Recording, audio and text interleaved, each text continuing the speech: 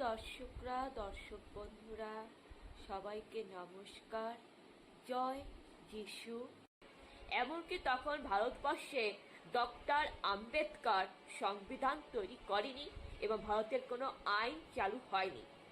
ওই সময় হিন্দুদের মধ্যেও একাধিক বিয়া ছিল, বহু বিবাহ, 10-12টা বাচ্চা কাচ্চা ছিল। যেমন উদাহরণ দিই, রবীন্দ্রনাথ ঠাকুর অনেকগুলা ভাই বোন, স্বামী বিবেকানন্দ অনেকগুলা ভাই বোন, আর আমার দাদু দুলালচন্দ্র সেনগুপ্ত 9 ভাই বোন, আমার ঠাকুর দাদা পীযূষ পরিবারে 9 ভাই বোন। ওই জন্য তো ভবিষ্যতে আমাদের এতগুলা মামা, এতগুলা কাকা, এতগুলা পিসি। এটাই। তারপরে যখন আইন জারি হলো সংবিধানে, মানে আমি এখন বাস্তব জীবনে আসতেছি, স্বাধীন ভারতে আসতেছি, যখন সংবিধান পাশ হওয়ার পরে যখন আইনটা চালু হলো, তখন কি চালু হলো যে হিন্দুরা একটার বেশি বিয়ে করতে পারবে এবং একটা বাচ্চা জন্ম দেবে। এর জন্য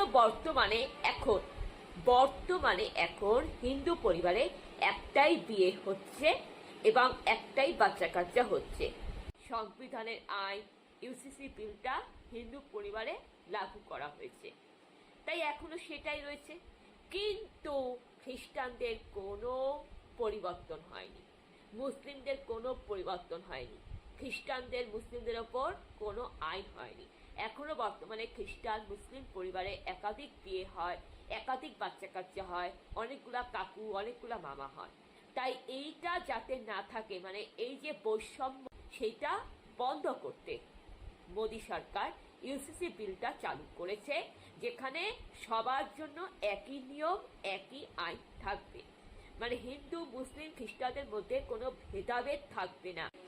তো এইবারে আসি 3 নম্বর পয়েন্টে। 2 নম্বর পয়েন্টগুলো সব হয়ে গেল, এবার আসি 3 নম্বর পয়েন্ট। 3 নম্বর পয়েন্টে কি বলছে, যখন একটা যজ্ঞের মধ্যে যখন বিয়ে হচ্ছে, যখন একটা নারীর যখন কন্যাদান হচ্ছে, মেয়েটার নাম সাবিত্রী মুখার্জি, তার বিয়ে হলো, তার কন্যাদান হলো, সন্তান হয়ে গেল, অর্থাৎ মেয়েটা তার নিজের বাপের বাড়ি, বংশ পরিচয়, নিজের টাইটেল পদবি ত্যাগ করলো।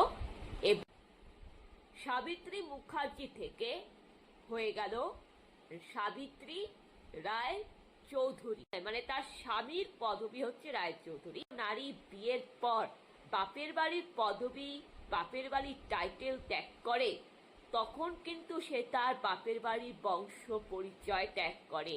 কেন, ওই যে পদবীর মধ্যেই কিন্তু বাপের বাড়ির বংশ পরিচয় থাকে, যার জন্য সমাজ কি বলে যে মেয়ে বিয়ে করে পর হয়ে গেছে। হ্যাঁ, কিন্তু এদিকে পুত্র সন্তানের কোনো পদবি চেঞ্জ হয় না। মানে পুত্র সন্তান বিয়ের পর বাপের বাড়ির পদবি, বাপের বাড়ির বংশ পরিচয় ত্যাগ। গোপাল দাসের বইয়ের বাপের বাড়ির, মানে গোপাল দাসের শ্বশুর বাড়ির টাইটেল হচ্ছে মিত্র। গোপাল দাসেরও বিয়া হলো, কিন্তু গোপাল দাসের কোনো পুত্র দান হলো না, গোপাল দাসের কোনো গোত্রান্তর হলো না, গোপাল দাস কোনো বাপের বাড়ির বংশ পরিচয় ত্যাগ করে গোপাল মিত্র হলো। এটাই হচ্ছে বৈষম্যমূলক আচরণ ছিল। কিন্তু বর্তমানে এখন মোদী সরকার এই বৈষম্যমূলক আচরণটাকে বন্ধ করেছে এবং সকলের জন্য এক দেশ, এক আইন, সাম্যের অধিকার। বিয়ের সময় একটা মেয়েকে যেমন বাপের বাড়ির বংশ পরিচয় ত্যাগ করতে হয়, বিয়ের সময় ছেলেদেরকেও বাপের বাড়ি বংশ পরিচয় ত্যাগ করতে হবে কন্যা সন্তানের মতো। থাকে ছেলেরা যদি বিয়ের আগে রাখাল দাস থাকা সত্ত্বেও বিয়ের পরে রাখাল দাস থাকে, তাহলে মেয়েরাও দুর্গা মিত্র থাকবে, হ্যাঁ, লক্ষ্মী মুখার্জি থাকবে। বিয়ের আগে যেরকম লক্ষ্মী মুখার্জি ছিল, বিয়ের পরেও লক্ষ্মী মুখার্জি থাকবে। অর্থাৎ ছেলেরা যেমন বিয়ের আগে বংশ পরিচয়, টাইটেল, পদবি চেঞ্জ করে না, বিয়ের হয়ে গেল সেই টাইটেল পদবি, বাপের বাড়ির টাইটেল, বাপের বাড়ির পদবি নিয়ে থাকে, মেয়েরাও বিয়ের পরে টাইটেল পদবি চেঞ্জ করবে না, মেয়েরাও বাপের বাড়ির টাইটেল, বাপের বাড়ির পদবি নিয়ে থাকবে। এটাই হচ্ছে ইউসিসি বিল, যেখানে নারী পুরুষের সমান অধিকার। আমরা নারী পুরুষের সমান অধিকারের কথা বলি, হ্যাঁ, তাহলে আপনি ভাবুন তো, যেখানে ছেলেরা বিয়ে করে পদবি চেঞ্জ করে না, যেখানে ছেলেরা বিয়ে করে ছেলেদের বাপের বাড়ির বংশ পরিচয় ত্যাগ করতে হয় না, ছেলেদেরকে বাপের বাড়ি পূর্বপুরুষের পরিচয় ত্যাগ করতে হয় না, ছেলেদেরকে পৃথিবী দুনিয়া ছাড়তে হয় না, বাপের বাড়ি ত্যাগ করতে হয় না, টাইটেল পদবি চেঞ্জ করতে হয় না, সেখানে যখন একটা মেয়েকে বিয়ের পর বাপের বাড়ি ত্যাগ করতে হয়, গোটা দুনিয়াটা একটা পৃথিবী ত্যাগ করতে হয় এবং পদবি ত্যাগ করতে হয়, সেখানে কি করে নারী পুরুষের সমান অধিকার থাকে?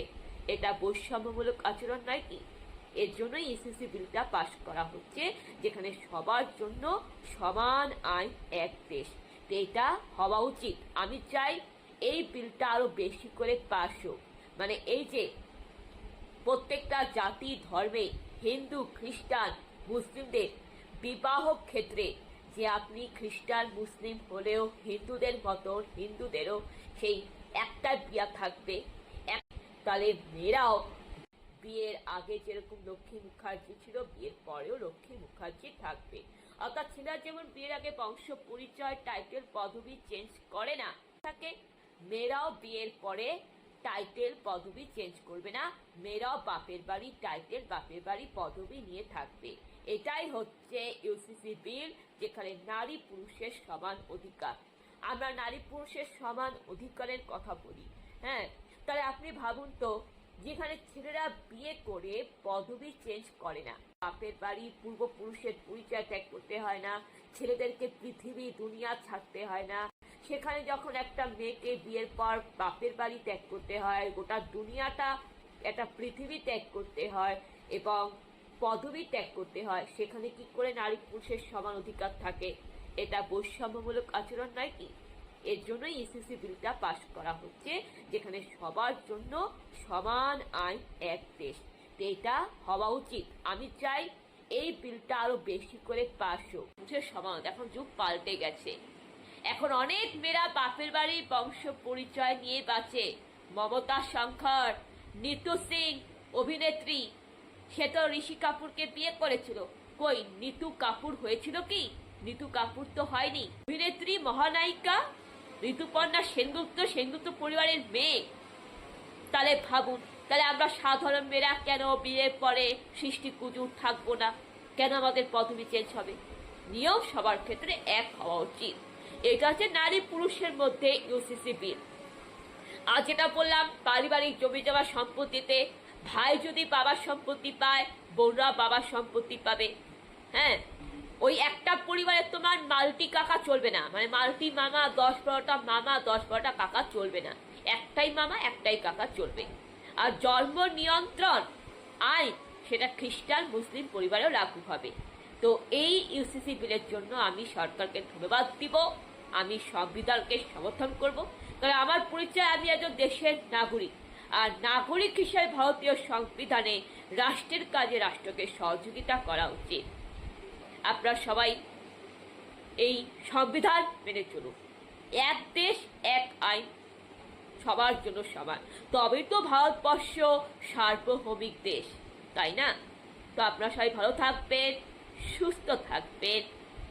আপনাদের সবাইকে নমস্কার। জয় যিশু।